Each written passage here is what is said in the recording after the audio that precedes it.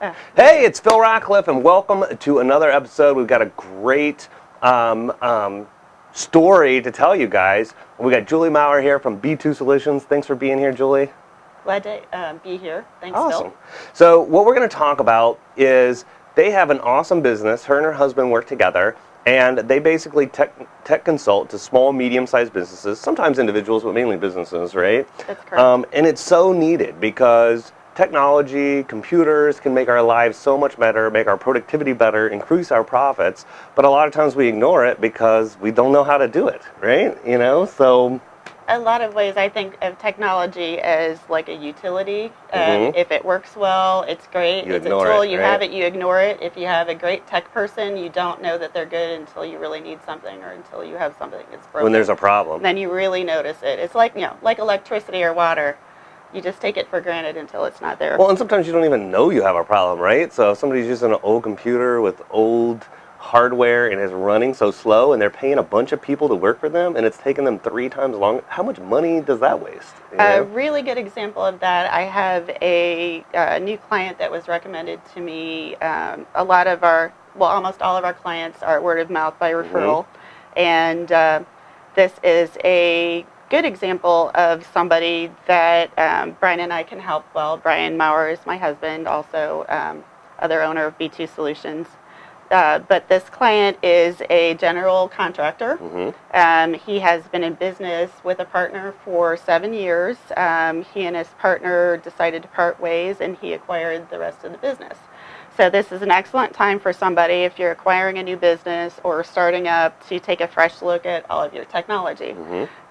He was unaware that he was using internet speeds that were so slow that the Spectrum Tech that they laughed at us when I started inquiring as to what services were available in their area. And long story short, I got his internet 100 times faster than what he was currently using. He was unaware because he's not on his machine that much when he's back at the office because, like most people, he is out in the field actually doing his job. Meeting with people. But when he's back doing planning or communicating from his home office, it was extremely slow and he didn't realize. And so not only did I get his internet 100 times faster, but it was $20 less a month than what he had been paying. So it's so crazy to me that they just don't do that automatically, but I guess they're not in it to help people. They're in it to make money, right? You have to be your own advocate, so that's something that I would recommend to everybody listening, business or personal. Take a good look at your cell bill and your, just your general communications, and make sure you know what you're paying, and if there's faster offerings for internet, telephone, TV, if they bundle them. Sometimes if you don't necessarily even use that phone number, you're better off getting the triple bundle play because it's less expensive to get all 3 services than it is to just buy 2. I found too is over time that I have to keep speed testing unless you're DSL or fiber because they'll just lower you. And even though it's kind of a little bit of but you have to call them and say, you're giving me 1/4 of what I'm paying for. And then they'll just turn it up like they're doing it on purpose. It's almost fraud, I feel like, Yes, indeed. Yeah. That's wild. So let's backtrack a little bit. So why did you guys start your own business and get into tech consulting?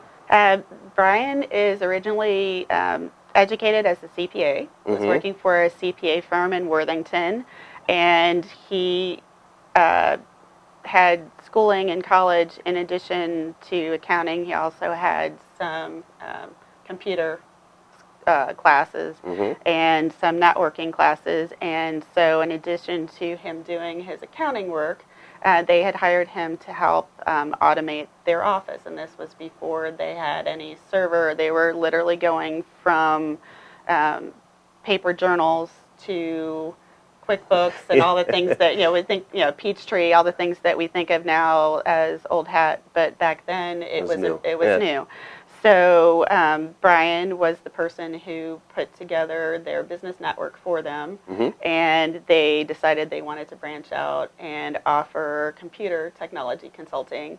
And Brian quickly determined that they were going to take a cut of it. Why not go on his own? Yeah. So Well, you knew how to do the math for that, right? that's right. So lo and behold, this accounting firm was our first client. And Cool. so then I came into the picture. I was doing medical coding and billing, and have kind of a diverse background, but I'll leave it at that. But I do have background also in medical offices, so that kind of lends itself to me being a good source for helping dentist offices, chiropractors, businesses such as that, because I understand what the needs are for medical coding and billing, or so forth.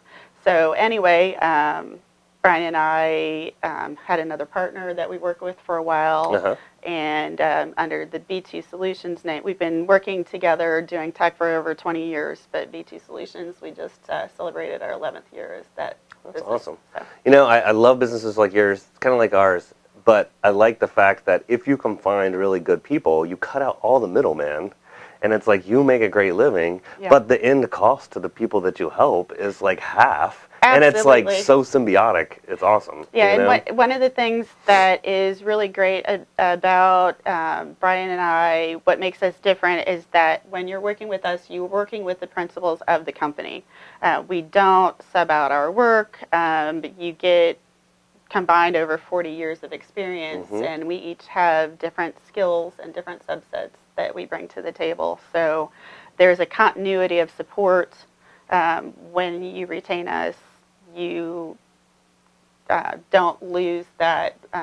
Oftentimes when you work with some other firms, their cost is greater. We don't have a lot of overhead. We work out of a home office, so we can offer savings there. Because most of the work's going to be on site anyways, most of the time, right? Right. Yeah. Unless you're remoting. There is a fair amount of, I would say it splits 50-50. Really? We do more remote work than people realize. There are a number of different ways we can do that. Depending on the situation and the security level needed, we can even go so far as to put an unintended remote client where we can connect on and do work obviously only at the permission of the client. Sure. And other times we make it such that the client is in the driver's seat, and whatever they need remote support, they give us a code and give us one-time access to the computer. So we can do that as needed. But there's an awful lot that we can do remotely now. Cool. Well, let's do one more story. I've just kind of given our viewers an idea of a really good scenario of how you're helping clients. Let's see. Going into brand new business, good example, company comes in, practice, and again, is setting up from scratch. They're really good at what they do, but they don't know how to build out their space. So Brian and I would come in and take a look at the space. This client sells water filtration systems. Okay. So they hired us to come in and take a look at their new empty space, help plan out where the wiring should be. Many people use Wi-Fi in their offices, but I still recommend wired networks, particularly in places where security is important. They're still faster than Wi-Fi. Like 10 times faster, Yeah. So, but if you're in a space, before people start occupying it, you can help them decide where they want to locate their copier, any TVs, client displays, things like that. So we'll help you map out your wiring, help you find the best office technology.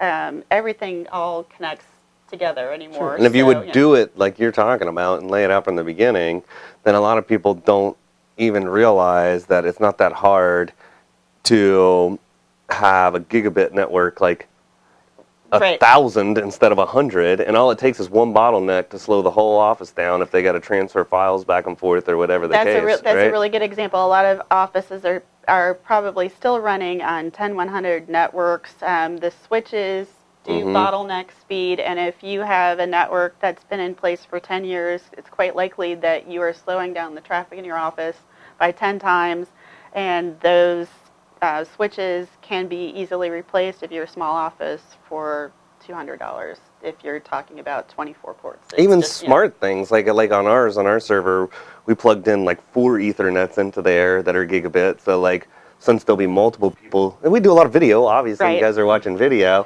it'll just slam into the server and back and forth like it's almost the same computer. That's you know, correct. yeah, You get you could do you it. get That a lot doesn't of hardly speed. cost anything. How No. much does an Ethernet cord Right. cost and an extra little switch, like $20? You know, so You can really dramatically. but they need change someone things. like you to tell Right. them how to do it. Another Yeah. area that we help, again, with a new office, or it doesn't need to be a new office, an existing office. If you're acquiring new hardware, there's such a huge world of technology out there that sometimes it's difficult for somebody to pinpoint what they really need, and you can't always trust the salesperson because they might have an incentive to sell a specific computer or a 'Cause they need to specific get it off the laptop shelf, right? because Yeah. that they might get a bonus from that manufacturer for selling that. So we will ask people questions. Where are you going to use this system? Do you need a backlit keyboard or not? Is screen size important to you? Is it portability? Would you like to dock it at a home office and at a work office? And so then we get you hardware so you can transport it in. When you're out in the field, it's very light and portable, but when you're back at home, you've got dual monitors and it connects to your printer and everything works seamlessly. And plus, you just have the experience of, like, when you're helping people decide what they're going to purchase, knowing what's good. Like, I don't know if this has changed, but in the last couple of years, I won't buy a Lenovo computer because they put so much bloatware crap on there. It'll have the same specs as a different one. It just won't run as fast, and I just won't buy them. But like stuff like that, you'll know and you'll tell people. Actually, I really like Lenovo hardware. But they've changed that. The hardware. Yeah, I like the hardware, but what I do is I know which bloatware. Bloatware is the crap that you get on there, the games, the backup, free security software. A bunch of security software that's just running in the background. I know what to do to clean that off. I know which pieces you can leave on and which pieces you can safely, take off. So we take almost all of that junk off, and sometimes every system is different. I wish I could say that I always rely on Dell or I always rely on Lenovo, but it has come to be that certain builds are just put together better than others, and one model of a Lenovo might be fantastic, and another model Lenovo might not be a good buy. So it just kind of depends. But we are constantly looking at prices on desktops, laptops. It changes, and there's sales, like we were talking about before. There's a great Micro sale. Center is having a fantastic sale on solid-state drives. If you currently have a standard spinning drive in your computers, both at home or at work, depending on how accessible the drives are in the systems you have, there's a fantastic sale out there right now on solid state. And solid state drives are nearly instant on. It's similar technology to what you have in your iPad or your phone, where you push the button on if you've not worked with it, and it comes on much faster. It stores the data in a different method. And that's what we were talking about, kind of before. And this is like on a smaller level, but of course it could scale to the whole office. Is sometimes you need to buy new stuff because it's just old and obsolete, but sometimes you might have decent hardware for your needs and you've got a bottleneck inside of the machine. Like maybe you need a faster hard drive or just one DIMM of RAM, and if you had just put that into there, the machine might work 4 times faster. Or some people don't realize that if they would just give their admin 2 screens instead of 1 and hook it into there, how much more would their productivity go up, and you can help them for a small amount. There's a lot of things that we can do to streamline things. I also have a background in accounting. I was a financial controller for 2 firms as well. So we look at things really on price versus performance, and we're not going to sell you or recommend to you technology above and beyond what you need. And you may very well be able to go out and buy new hardware that's roughly $400 plus tax right now, and triple the speed of your office staff's work computers. And so technology has really changed the pricing has come way down on a lot And you of those guys basic workstations. are really have less conflict of interest because a lot of tech firms, they try to sell their own equipment, which they get kickbacks on, whereas you'll go out and help people shop between Micro Center, Amazon, or that's that true. Egg, whatever, or Tiger Direct, New Egg, yeah. That egg. It's not that egg. Don't look at that egg. It's a new egg. New Egg. There you go. But yeah, we look.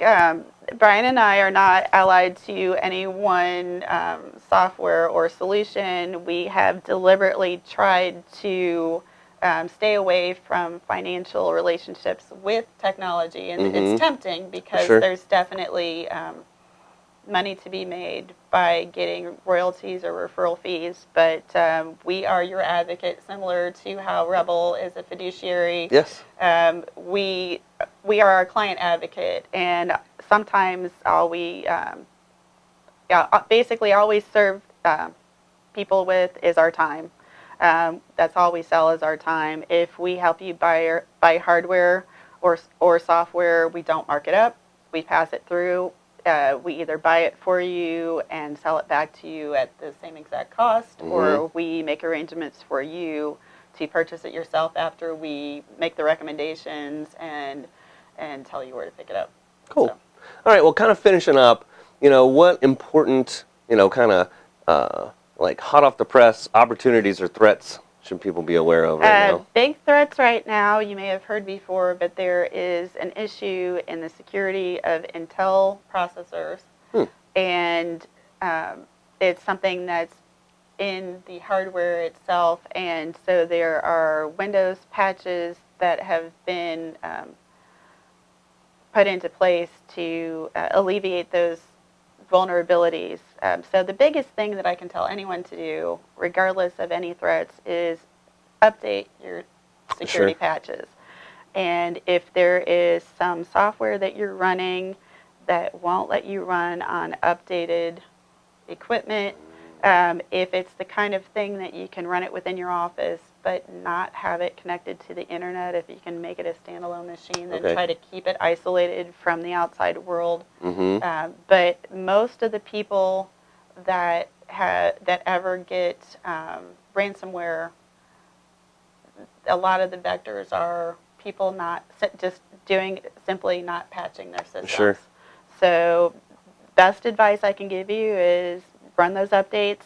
If you don't want to run them during the office hours, set them so that they run after hours, or hire somebody like myself to come in and make sure. when something messed, obviously Brian's had to come help us a couple times. Backing up, I think is one of the most important things. We probably sound like a broken record, but backing up and evaluating where you store your data. It's usually good to have a two-factor backup, something that's a cloud storage, and then another variant of cloud storage, or if you have large volumes of data and you need to have it in an emergency, having a physical disk backed up but then unplugged from anything is key, because you don't want to leave it plugged into your network. In the event your network gets corrupted, those backup disks will also be corrupted. So backups are one of the biggest things, I think, in terms of saving you. External disks, rotate them in and out, and there are very affordable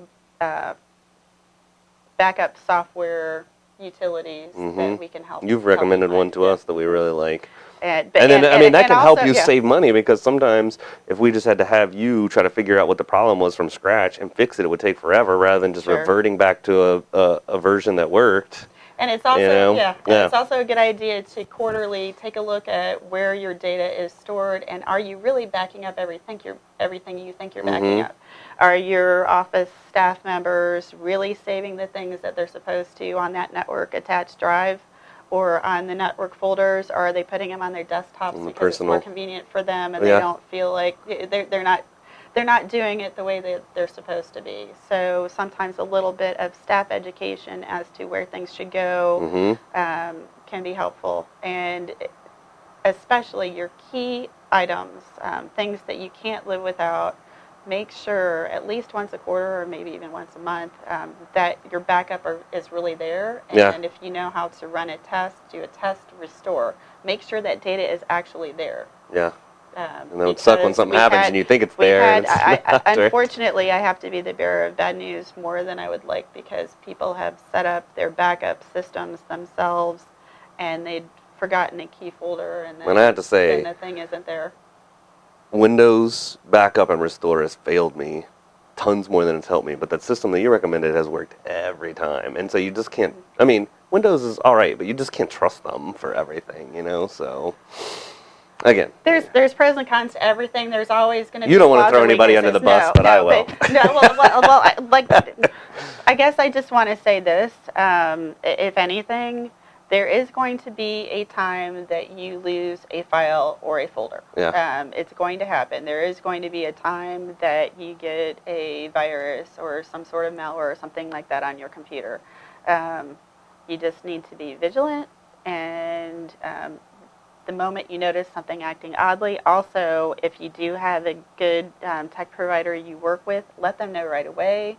The longer you wait, the more difficult it can be to recover from. Especially if your backup contains that now, because you waited so long, right? That's correct. And if you start seeing something replicate through your system, unplug your connection to the internet, call somebody immediately.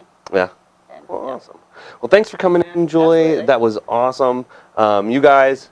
We have worked with Julie and Brian for a long time. They help us with some of our hardest issues. I'm pretty tech savvy, and it is awesome to have somebody that you trust that is going to help you for always an honest price, and you know that they're on your side, and you can do your work, which is where you make your biggest bang for your time and your money. So thanks so much for joining us, taking a part of your week. Next week, join us. We got Craig Van Ales coming in from Custom Controls. They're doing some very innovative stuff for smaller and even larger organizations to save them a lot of money with their HVAC. And then the week after that, Glenn Williams is with Ship It Same Day. And I think a lot of small business owners are going to get a lot out of this, because you could ship something the same day, keep working on what you're working on, and a lot of times when I've used them, it's less expensive than UPS and FedEx. So tune in to our next 2 episodes. Again, thank you, Julie. And you guys have a terrific weekend. Have a great weekend.